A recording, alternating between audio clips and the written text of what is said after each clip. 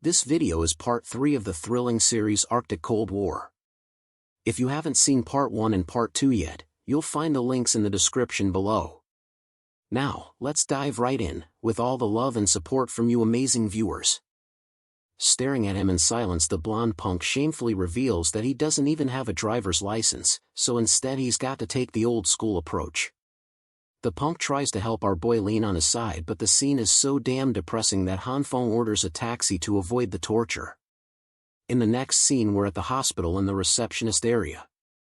Jion, the head nurse, is working the night shift and observes how the snow is only getting heavier with every hour. Suddenly she receives an emergency call to come to the hall as they're short on staff. By the way, our boy really did end up breaking his damn leg. He's at the hospital devastated to receive the report of his fracture. An hour of observation is necessary before he can leave with his meds. He planned for everything just for a random factor to knock everything out the window. Brother Lee bids him farewell, stating that he's got a bunch of deals to take care of because of his super busy schedule, and all well that brings Hanfeng back to square one. He's all on his own in this time. He's got a bad leg to take care of too. The hospital is swarmed with people. There's a sudden uprise in patients because of the insane weather conditions and alarming temperatures. It only shows how bad the situation is going to get outside in a few weeks. Hanfeng is busy waiting for his medicines, but the queue is just way too long. He spots the pretty head nurse in the distance, who is currently helping around by checking the patient's pulse. She's quite reliant in the hospital, so the doctors and other nurses are happy to make use of her. While she's doing her business, it knocks the wind out of our boy. Hanfeng is swooned and fails to believe that someone can be a head nurse at such a young age. She's also extremely kind to every patient, not to mention her adorable looks from top to bottom. Yep, he sees again, but this time for a different lady. While he's admiring her looks, an old man requests for her aid, and she comes rushing to see him. He tells her that his back is suddenly hurting, but head nurse can't help but remind him that they're already short-staffed, so it's going to take a while to take his request. The real goal of this sleazy old man is to take advantage of the head nurse. He slips a camera just below her legs to take a photo while she's clueless and tending to the request. She promises to get back to him with an X-ray when they're less overwhelmed.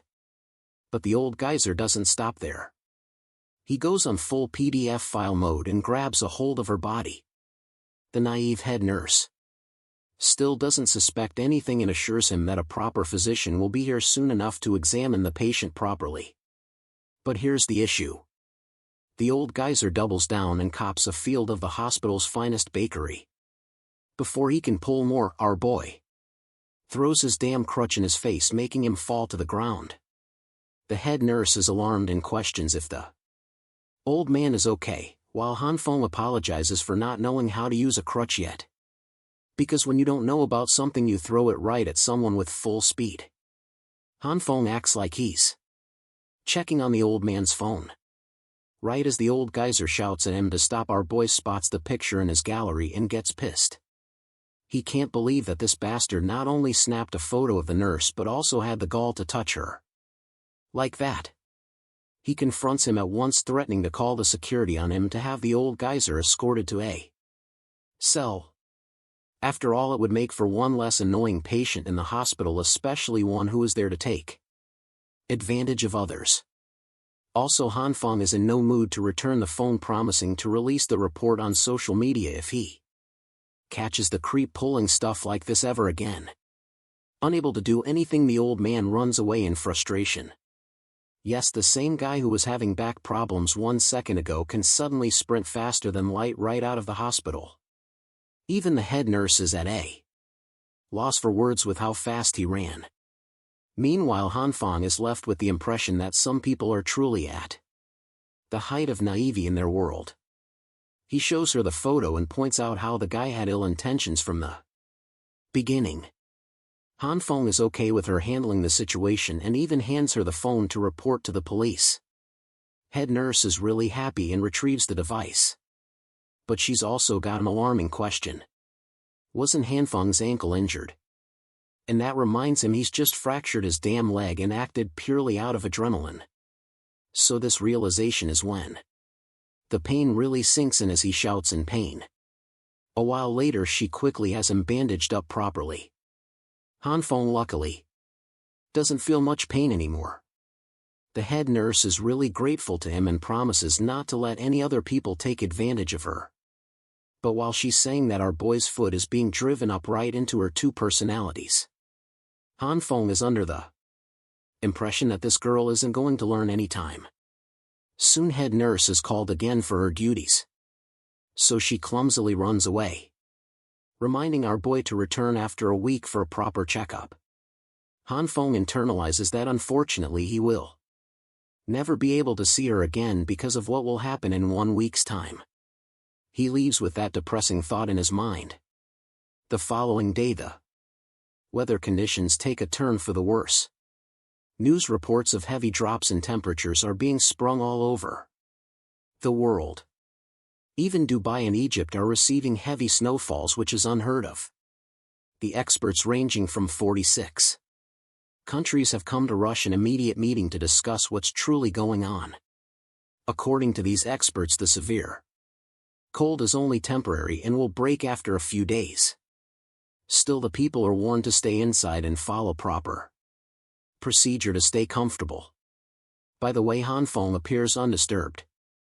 In his modified room he's got a heater with endless warmth and he's got nothing to fear.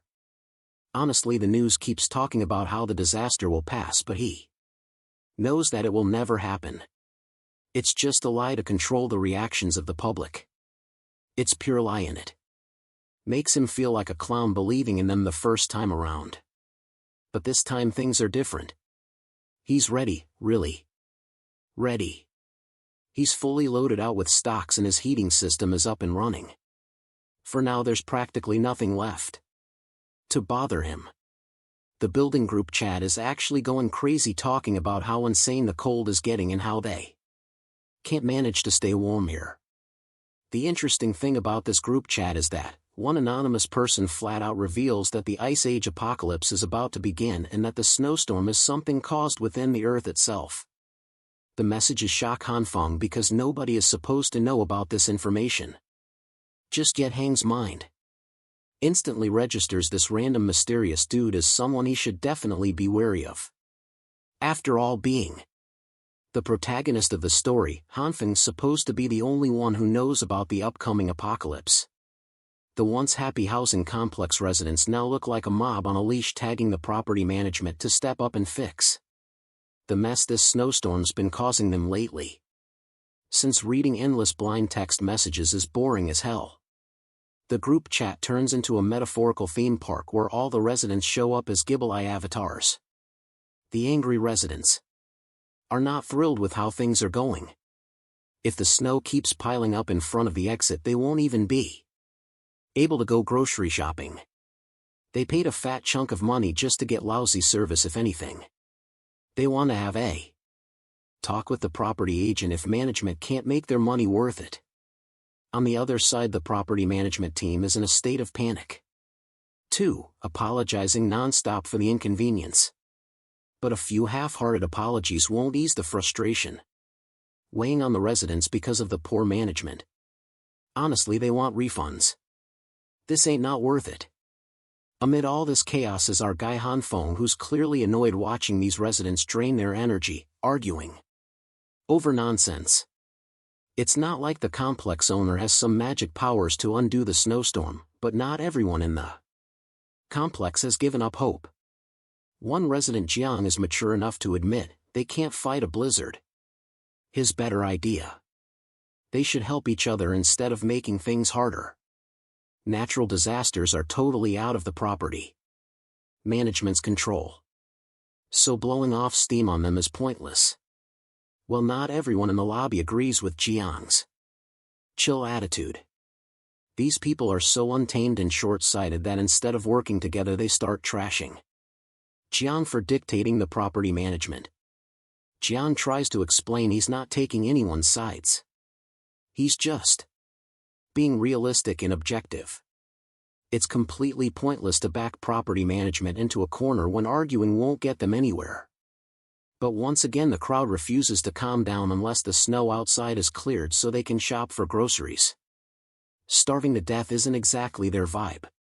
Jian does his best to talk sense into this dullard mob. He points out that even if the snow is cleared outside, that doesn't guarantee the roads will be clear too. For what it's worth, he suggests walking to the grocery store on foot, especially since clearing footpaths is way more doable than clearing the roads. Meanwhile, Hanfeng is making this sour face after recognizing the dude who's been preaching left and right like a bootleg guru. The way our boy looks at him, it's clear their history isn't exactly pleasant.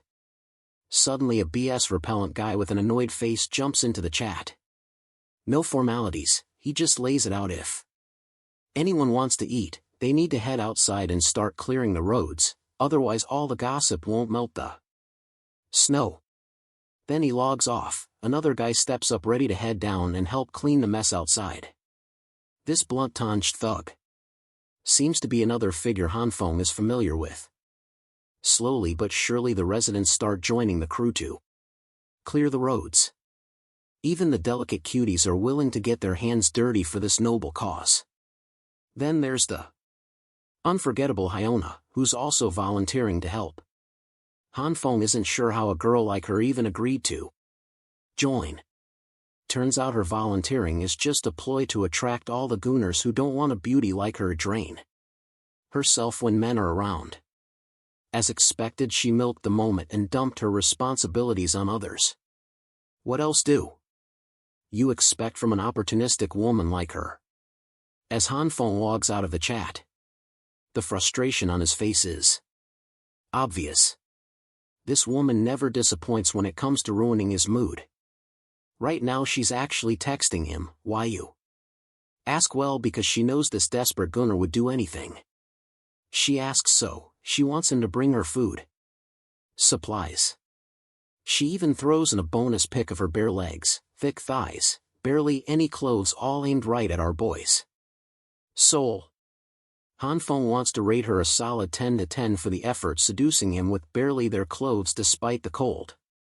But with his leg broken, even if he wanted to chase the booty, he can't do squat. So he decides to toss back.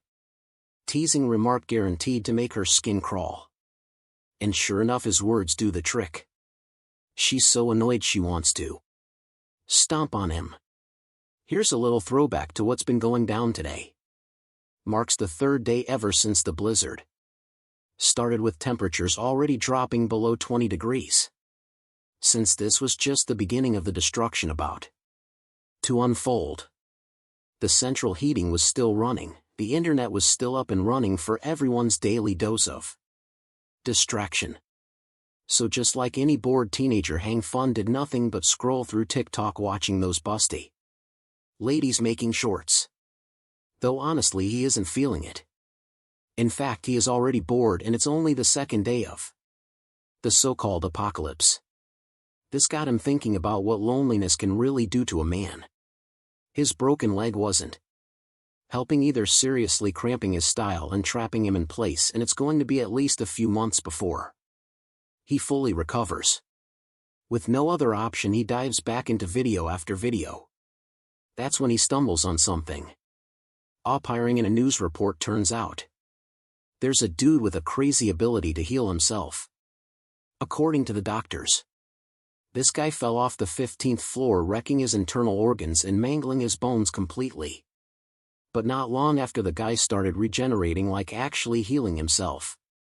Thinking about supernatural powers got Hanfeng remembering he had some tricks up his own sleeve, so he activated the familiar green light glowing over his hand and tried to heal his broken bone, but the green energy fizzled out without doing a damn thing. He tried again, but nope. Only failure awaited him. After admitting defeat, he slumped back on the couch, disappointed that his hopes had been raised for just a moment. After hours of endless scrolling, he finally started drifting into the dream realm. In his dream, he was rocking some primitive garb, riding a massive goat, not just one goat. A whole freaking flock of goats following him, with goat heads flapping as they soared in this zoomed out shot. You can see this massive horde following him closely behind. But suddenly the fun ride screeches to a halt, when the goat slammed on the brakes, tossing him off its back. He hurt his leg in the fall and one of the goats starts licking it. He finds this weird act of goat compassion pretty gross and pushes the creature away, which annoys the goat. Then the goat whipped out its absurdly long tongue, wrapped it around Hanfeng's leg and jerks it right into the sky. The part of his leg the tongue is wrapped around starts to heal instantly. Right at that moment Hanfeng woke up in a cold sweat. Totally shocked for real. That bizarre dream messed him up so bad he is literally sweating down to his balls. Suddenly he notices his leg is glowing with green energy, showing signs of self-repair. Not long after, he carefully unwraps his bandages and gingerly plants his foot on the floor. Surprisingly, it didn't hurt at all. Looks like that green light did help him recover, but only after he fell asleep. To test this wild theory, he grabs a sharp knife in a morbid attempt to hurt himself, hoping to trigger the healing all over again. His hand trembles as he reluctantly slices a small cut on his index finger. While he is testing his newfound ability, let's cut back outside. There the angry mob of residents is finally putting their energy to good use. Thanks to their combined efforts, they cleared the path in front of the main gate. All credit goes to Jiang for his unity pep talk that got everyone moving. Jiang then gives extra props to an old man who had worked the hardest of all. The old man in turn praises the twins who'd been grinding just as hard. Then there's everyone's favorite busted nurse, Jin Jian, struggling to walk on the slippery snow. The twins spot the damsel in distress and lend a hand to help her up. After that, the twins decide to get back to work in order to clear the path further, telling her to call if she needs more help. Jiang notices the snowfall is getting heavier, so he urges everyone to make their grocery run a quick dash in order to get back as soon as possible. Speaking of supplies, the old man suddenly remembers something, but he didn't think it's worth bringing up until Jiang insisted. The old man reveals a rumor from a few days ago. Apparently a resident had been spotted bringing supplies on a small truck, acting like he was just moving in. Well, Jiang doesn't think much of it. It's pretty normal for someone new to haul their stuff when moving into an apartment. But then the old man adds an interesting detail. He had noticed the guy had gas tanks and a fireplace with him. That certainly doesn't sound like normal moving and stuff. It seemed like this person was prepping hardcore to survive the winter. Before they can mull it over any further, the twins return with a progress report. Suddenly a guy appears out of nowhere, clearly eavesdropping on the old man's story and eager to learn more about this person who was prepping to survive the winter in advance. But this curious guy quickly gets smacked with a snowball from Lu Yen, who wants him to stop slacking and get back to work.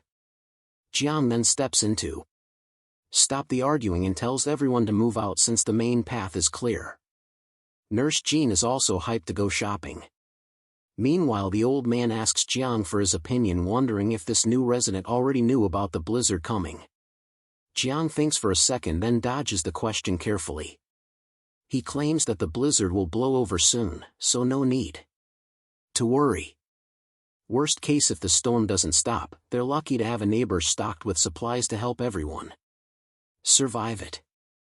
So it's actually a good thing as their journey to the store continues. The snowstorm intensifies, pushing everyone to move faster. Meanwhile, our lazy boy Hanfeng is still knocked out in his cozy apartment. But his nap gets interrupted by a knock at the door. There is this familiar voice calling him out. When he opens it, the visitor turns out to be homeless Joe, holding the fine stuff our guy had requested. This was the promised gift from Boss Lu. Brother Lee had agreed to bring it because he had stocked up on supplies beforehand and could now afford not to run around the city like crazy looking for supplies, like most of the other citizens. But even so, Hanfeng was grateful to him for coming in this weather. Brother Lee also had some very interesting information that various rumors had already started to spread about last night. Some unknown Person had cleaned out the shelves of a supermarket in the Eastern District, and when the Boss Lu gang cleared their way out of the snow yesterday, they were met with nothing but emptiness in the supermarket. To Han Feng, something like this seemed unbelievable, to completely clean out a huge supermarket in one night. Who could be capable of such a thing?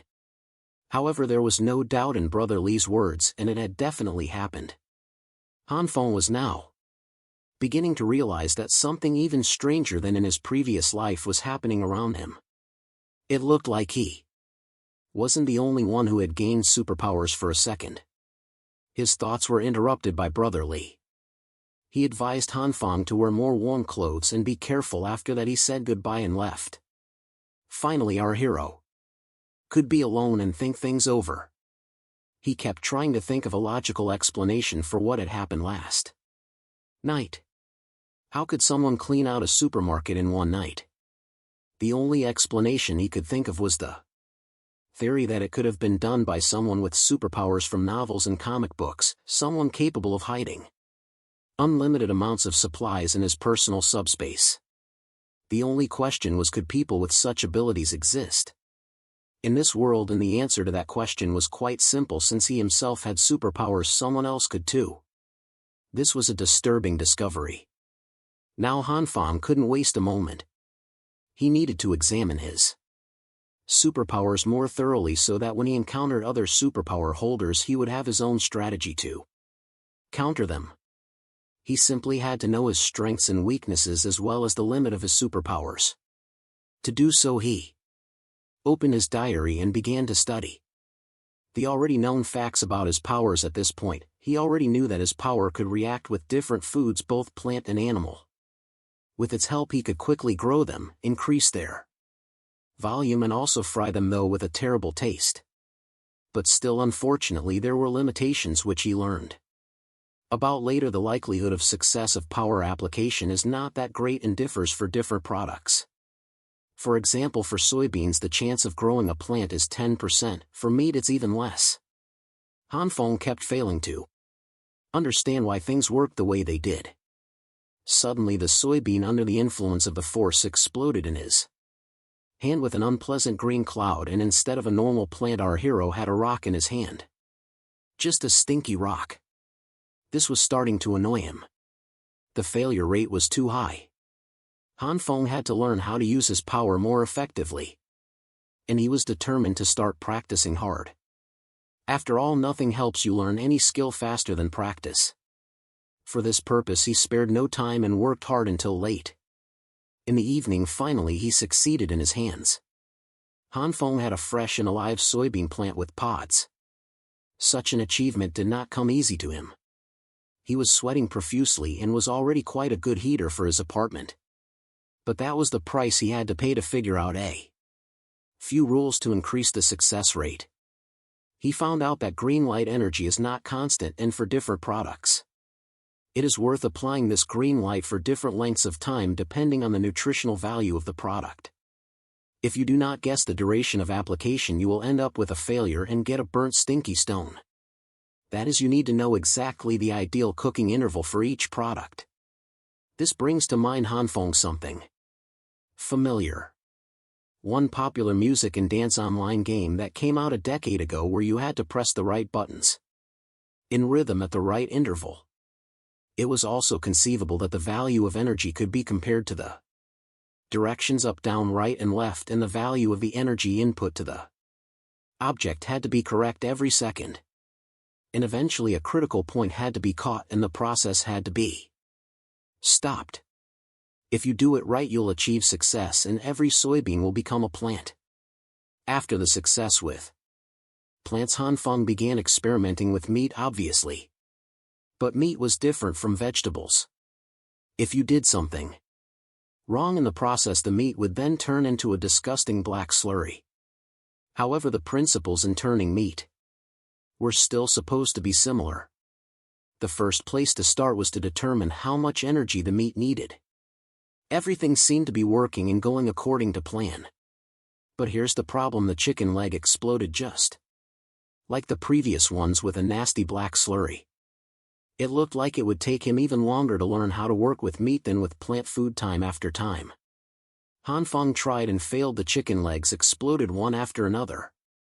There seemed to be no end to this series of failures.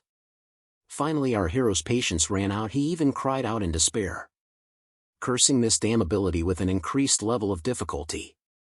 However, the hero was not one to give up, and while the snowfall outside the window only intensified and the temperature dropped even lower, Hanfang did not stop. Trying traces of it were all over the kitchen. And then came the moment of truth. The last chicken leg. Our hero was already doing everything on automatic with an absent expression on his face and did not even hope for success. Up and down, left and right, red and green energy, it felt like an overly complicated mini-scale game to him. It was repeated, one after another, and as soon as he made a mistake, he had to start all over again. The tension was at an all-time high, and this time Hanfang succeeded. He managed to grow the chicken leg to a gigantic size. With a snore of disdain, our hero said that it was worth it and collapsed exhausted but happy on the floor. He had finally found a way to synthesize meat. The weather outside was getting worse by the day. The news announced that today, July 17th, was the third consecutive day of snow disaster. In every corner of the country, the same thing is happening, and it seems that mankind is facing a disaster that happens only once in a few thousand years. In order to ensure the basic livelihood of citizens, the authorities are actively fighting the consequences and taking measures to help citizens. It was to such news that Hanfang woke up the next day. How many times had he heard it before? Empty warnings and promises about how the heavy snowfall had paralyzed transportation, electricity, and internet.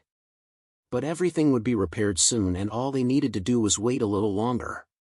Soon humanitarian supplies should arrive in the disaster areas. Finally, the news anchor advised everyone to stay indoors and not to go outside unnecessarily. For Hanfang, there was nothing surprising in all of this. He had heard all of this in his past life. Suddenly a notification came on his phone, followed instantly by several more. Hanfang immediately saw that it was a group of residents of his house who had started making noise again, and he simply couldn't help but join in the discussion. Thanks for watching. If you enjoyed the story, don't forget to like, subscribe, and drop a comment if you want part 3. Your support keeps these recaps coming.